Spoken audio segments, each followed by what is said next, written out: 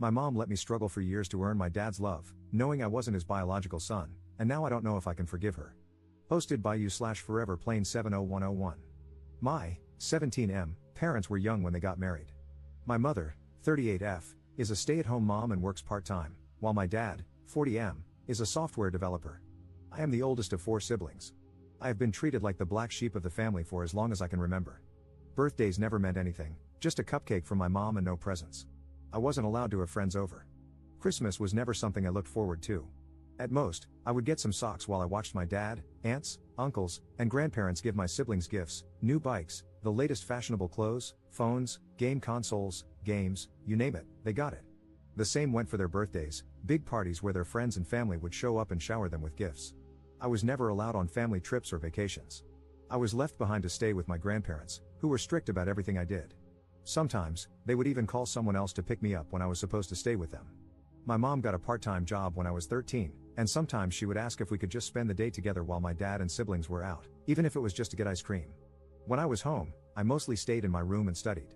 It didn't matter how well I did in school or sports, my dad showed no interest. I was able to earn some money by tutoring, and I eventually managed to get a part-time job at a food court and a grocery store, which meant I spent less time at home. Over the years, my mental health got worse and worse because I was trying to maintain good grades, perform well in sports, and work 2 part-time jobs. My mom helped me find a therapist, who has been a great help. Yesterday, I came home from work late, tired, and just wanting to go to bed. I opened the door to hear my mom arguing with my dad and aunt in the living room. I could hear my aunt saying that I should be more grateful toward my dad. Then they saw me standing in the doorway and stopped talking. My mom and dad looked like they had seen a ghost, while my aunt announced, "And in comes the bastard." I was shocked to hear her say that. I knew she didn't like me and mostly ignored me when we were in the same room, but I got angry and just asked her to repeat what she had said. My dad quickly stopped her, but no, I wanted to know what I should be grateful for. So I asked what was going on. No one said anything for a while, so I asked again, grateful for what? Being ignored, neglected, abandoned, while my siblings are spoiled and get to play happy family with dad? As soon as I said dad, my aunt shouted that I was not his son. I was shocked by what she said, and I asked my dad if it was true. He looked at me and just said, "I'm sorry." I didn't know what to say. I looked at my mom, and she said nothing. I went to my room and just started crying. Later, my mom found me on the floor, shaking and crying. She helped me up and stayed with me until I fell asleep. I woke up this morning and called in sick. I barely left my room today. I just feel like everything I've done to make the man I call dad proud, or just to get him to acknowledge me, has been a waste of my life. I wish I had known years ago. Edit. After I put up this post, I had to get out of the house. I wanted to be alone for a while, and the thoughts of ending things became too hard to ignore. So, I called my best friend, and he picked me up. We went for a drive, and I told him what had happened yesterday. He just listened while I cried and told him everything. He already knew my father was like this, but not the extended family. I had never seen him so angry before. He had to pull over to calm himself down. I showed him the post, and he was silent for a while. After a few minutes, he told me that no matter what, I was his best friend, and he asked if it would be okay for him to maybe talk to his parents about me staying at his place for some time. I said yes. He dropped me off at home, and we got out of the car and talked for a bit. Before he left, he gave me a hug and said that whenever I felt alone, I should give him a call. When I entered the house, I ignored everyone. First, I would like to thank everyone for your comments. Though I have not responded, I have read through all of them. They have not only been helpful in helping me see things differently, but they have also encouraged me to stay strong until I can move out. You are right, this man is not my dad or father, and I will no longer see him as such. I will try to get some answers about why I am being abused, why no one told me anything all these years, and most importantly, who my real biological father is. Is he alive? Does he know I exist? To clarify one thing, I have no idea who anyone on my mother's side of the family is, and therefore, there is no contact with them. My 18th birthday is at the end of the summer, and I plan to move out that day, or even sooner, if I have the opportunity to do so. Commenter. So sorry to hear that. I can't imagine what you've been through or are going through. You do seem like a good kid, your whole life is ahead of you, and I'm sure good things await. You'll come out of this stronger and wiser. Didn't your mother and her husband say anything to you after you got home? Didn't they try to stop you from going to your friend or at least talk to you about this? Ops response. When I left, I didn't say anything. I just texted my mom that I was out and would be back later. When I got home, my mom tried to say something, but I ignored it and went to my room. She came to check on me later and asked if I'd like to come down for dinner, but I declined and said I wasn't hungry. She stayed for a while and tried to get me to open up. I just asked why she never told me that he wasn't my father. She didn't answer the question and just said how sorry she was that I had to find out this way, And then she left. Update 4 days later. So, a lot has happened in these past few days, and I am conflicted about many things right now. However, I am hopeful that I can start to heal mentally. Also, sorry for the long post. On Thursday, before I left for work at the grocery store, my father, whom I will refer to as K, called out to me. I responded by saying, yes, his first name. He looked confused because I have always called him Dad before. After a bit of silence, I bluntly asked, what? He didn't respond and just told me it was nothing, so I went to catch the bus. When I got home late in the evening, my mom wanted to know why I called K by his first name. I told her that he never treated me as anything close to a son, so why should I call him Dad anymore? She had no answer, but she told me he was hurt by it. I wanted to scream when she said that. Yesterday, I had an appointment with my therapist, and I cannot put into words how much she has helped me over the years. Later, my best friend called to let me know that I could stay with them if I wanted. This morning, when I woke up, my mom was already awake and making breakfast. I asked her if we could talk alone today, as it was important. She agreed to talk after breakfast because Kay had to leave for work shortly after. After Kay left, she told my siblings not to enter the kitchen for a while. I am paraphrasing a bit because it was a long conversation. We sat down, and I found it hard to get the words out at first. But I told my mom that I couldn't get over the way I've been treated and neglected by Kay and his side of the family for all these years, and I needed to know why she allowed it. At first, she tried to dodge the question and gave me the same answers as always. But I didn't give in and told her that this was important to me. Again, she tried to dodge it, so I told her that I couldn't do this anymore. I was going to pack up some of my things and move out, and until she was ready to tell me the things I needed to hear, we would not be on speaking terms. She started to tear up and just kept saying, "I'm so sorry," over and over. It hurt me in that moment to see my mom cry, but I tried my hardest to keep my emotions in and asked her again, why? After some time, when she calmed down, she told me what happened. When she was 20 and in university, she had a boyfriend whom she had been with for 3 years. They shared an apartment along with his best friend. One night, they went out clubbing and got into an argument because she wanted to stay, but her boyfriend wanted to go home. He left, and both she and his best friend were really drunk. That night, she cheated on her boyfriend with his best friend at the club. The next day, she woke up and realized what she had done. After a few days, she and the best friend confessed to the affair, and her boyfriend broke up with her. Her ex contacted her parents and told them what she had done. Her parents were furious and told her she was not welcome back home, cutting off all financial support. She had to move out, lost a lot of friends, and had nowhere to stay. She ended up living in her car for a while. When she found out she was pregnant, she didn't know what to do. She went back to the apartment to find that her ex and his best friend no longer lived there. She tried calling and texting them, but they didn't pick up or respond to her messages. She eventually got a job at a cafe, where she met Kay. He was a regular customer, and they got to know each other. Kay asked her out, and even though she told him she was pregnant, he didn't care at the time. However, Kay's parents were not happy that their son was dating a pregnant woman and a cheater and threatened to cut him out of their lives. Kay got scared and was going to break up with her, but she begged him not to and promised to be the perfect wife and have his kids. They made plans to get married soon after I was born. Kay never showed any interest in me when I was born, but my mom lived with the hope that one day he would. After hearing all of this, I didn't know what to say for a while. After thinking for a moment, I asked if she had ever tried to contact my possible biological father. She said no, but based on the timeline, her affair partner was most likely my biological father, though she couldn't be 100% sure. I asked if she had ever tried to reconnect with her family. She said she tried when she was about to get married, but her parents, siblings, aunts, and uncles didn't want to see her, so she gave up. I asked her why Kay was hurt by me calling him by his first name. She told me he had been seeing a therapist for the last 2 years because he had been suffering from depression and guilt. This surprised me. She said it started when I was 15. I had come home after a handball game, where we won, and I was awarded man of the match. I was so happy and excited to tell them about it. My mom was, of course, happy for me, but Kay just told me to put the award with the others in my room. I started crying in front of him and asked why he hated me. He didn't reply, so I went to my room and cried all night. After that, Kay felt a sadness that wouldn't go away, it only grew. My mom eventually convinced him to see a therapist. Over time, the therapist got through to him, and for the past few years, he's been living with this guilt. When I called him by his first name, he realized he had lost me.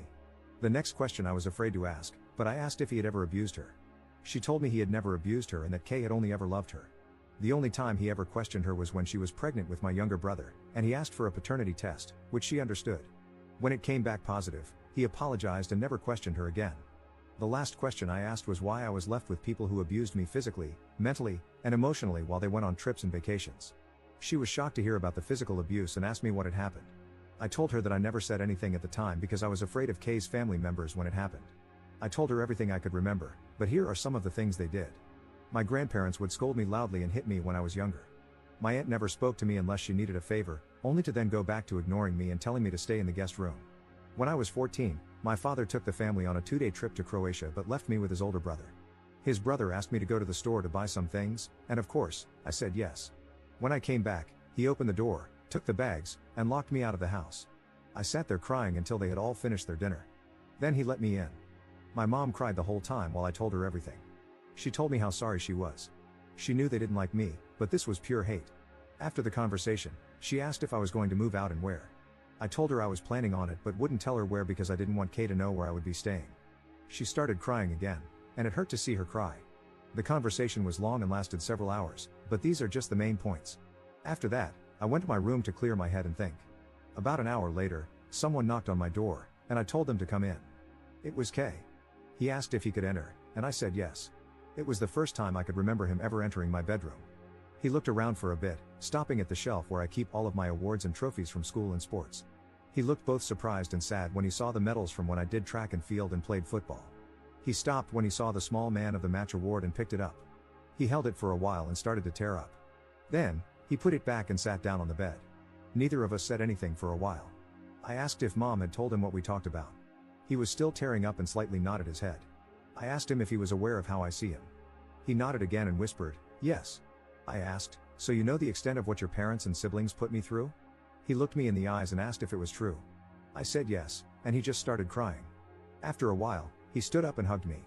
This was both the first time he had ever hugged me and the first time I'd ever seen him cry in front of me.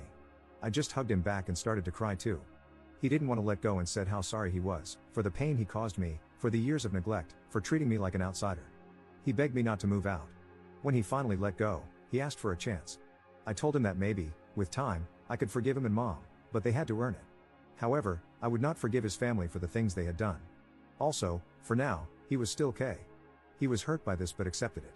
For now, I am not moving out. But if things go back to the way they were, I will not hesitate to leave, and he knows it. We are going to see a family therapist together. In the future, I will try to reach out to my biological father. However, I'm still unsure about my maternal side of the family. I'm on the fence about them. Thank you for reading. Edit. I called my friend and told him what happened. The door will always be open at his place. We have known each other since we started school, and we both play for the same team. I know his parents well, and they are lovely people. I know many of you want me to move out as soon as possible, but I told them I would like to give them this one chance, and that is what I will do for the moment. Honestly, I am not scared that things will just go back to how they have been.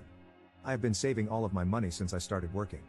To those who have been sending virtual hugs, here's a virtual hug back, and thank you. Thank you for all the comments and support.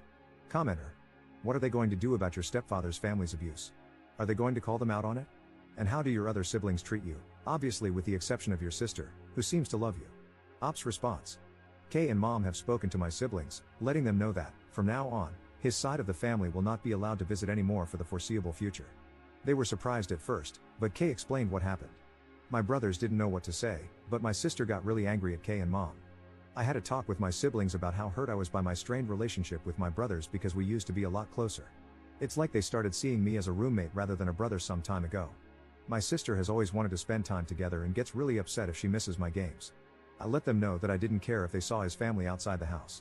However, my brothers told me they would rather try to fix our relationship. Second update 1 week later. Firstly, I would like to thank all of you who have messaged me on the last post and privately. I want you to know that I am safe and staying at my friend's house. They are willing to let me stay with them long term. These messages have not only opened my eyes but also helped me see my mom and Kay for the people they truly are. Neither of them loves me or cares about me. I have had people sharing their stories of childhood abuse and neglect and how they managed to get out. Every time I have tried to talk to my mom and Kay about the abuse, or asked my mom how she could happily leave me behind and do nothing about it, they have tried to avoid the questions, love bomb me, and say that things will change. What really got to me was a message I received this morning asking how my mom never noticed any bruises when they picked me up after trips and vacations. That sealed the deal for me. There is no way someone who is supposedly supposed to care for you wouldn't notice. This morning, I got ready to leave and packed up my things. It wasn't much that I was taking with me. When I was ready, I called my friend and asked him to pick me up when he could and to call me when he was outside. When my friend called me, I moved my things out. I let my mom and Kay know that I would be moving out. They did not take it well and started begging me to stay. I told them that I couldn't stay because it was clear to me that they didn't care about me. Kay got defensive and tried to say that this was my home and I should not leave. I asked him why, after 2 years of therapy, he has remained the same. How come, even though I tried my best, I was still treated like an outsider? He didn't say anything. I asked my mom why she let this go on for years without doing anything to stop it. Again, she didn't say anything. My brothers weren't home, so I went to say goodbye to my sister. It was really hard because she is the only one who has ever treated me with genuine kindness and love. I talked with her a bit, and when I told her that I was leaving, she looked so sad. It was harder than I thought to say goodbye to her. When I got to his car, I just broke down. We drove around for a bit before we got to his place. His dad helped me get settled in the guest room. My friend told his parents about the posts. They asked me to tell them everything, and I did. His parents talked in private for a bit and then let me know that they would rather have me stay with them long term than go back. Again, thank you for everything. Third update 1.5 months later. Just want to give an update on how I'm doing ever since I left. My best friend and his family have been nothing but wonderful. They have taken me in as their own and shown me nothing but love, kindness, and understanding. I appreciate everything they have done to make me feel safe and loved. I have met with my mom and siblings on a few occasions, but never at my old home or at my friend's house. I have made it clear that I will never step foot inside there again, and it took my mom some time to realize that. She stopped asking me to come back after I ignored her for a few weeks. I have switched therapists because I felt like I needed a fresh start in dealing with all of this. And yes, therapists are mandatory reporters in my country. I learned that after my first appointment, when the therapist contacted the police and reported my old one. Kay and some of his extended family have tried to reach out via texts. Some have offered their apologies, while others just sent insults. It's not hard to figure out why. Those have been blocked. To those who apologized, Kay's parents, brother, and his family, I replied with a simple, I accept your apology, but I do not forgive you. That may never happen, and it will be on my terms. For the foreseeable future, do not contact me again. What happens next, I do not know. I am just going to focus on school, my mental health, and getting a driver's license. Thank you for everything. I truly appreciate every one of you, and big hugs to you all. Commenter. Bro, let's be honest, you need to keep your distance from your mom. I mean, she knew what they did to you and never tried to stop it. She's a selfish woman who chose her life over her son. Ops response. The only reason I am in contact with my mom is that I can't meet my siblings without her. When I turn 18, I will become financially independent, and I can block her from interfering with my accounts. She has never done that in the past, but I don't want to take any chances. Commenter. I'm surprised that Kay's brother and his parents apologized. Ops response. I made a police report the day after I moved, and my new therapist also reported them. So, I think it's just an attempt to save face.